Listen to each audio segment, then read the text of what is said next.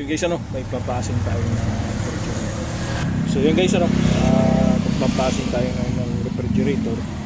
So ito guys, yung suction valve. So nakabitan na natin ng access valve. Ito yung papasin natin. So papasin ko yan guys. So dito ko ginaano yan sa freezer niya.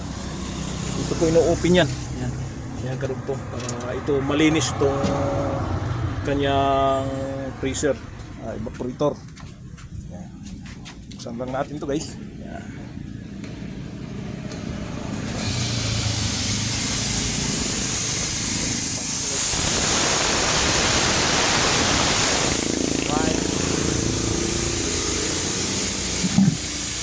Natin natin.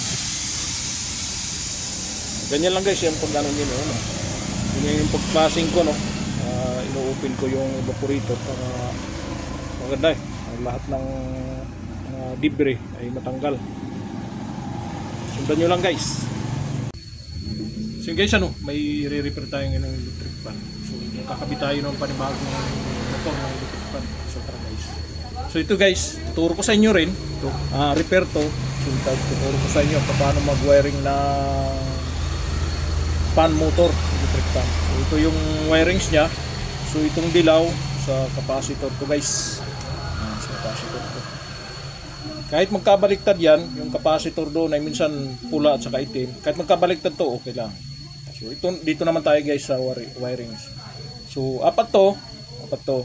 So puti, green, itim at saka pula.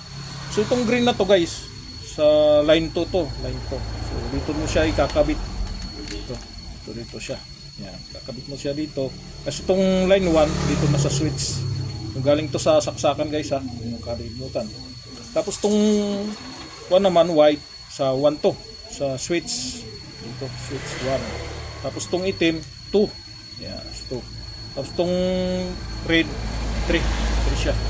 So yan lang guys. Sana masundan ninyo, panoorin mo yung video. So yun guys, mayroong dumating ngayon dito sa shop. Ice crusher to. So yan guys, ito ngayon. So may dumating ngayon dito. Ice crusher to guys. So yung reklamo ng may-ari nito. Ano daw, umuugong lang daw to. So guys, ito, kung bakit siya umuugong lang, ito. Puntahan nyo kagad itong capacitor niya.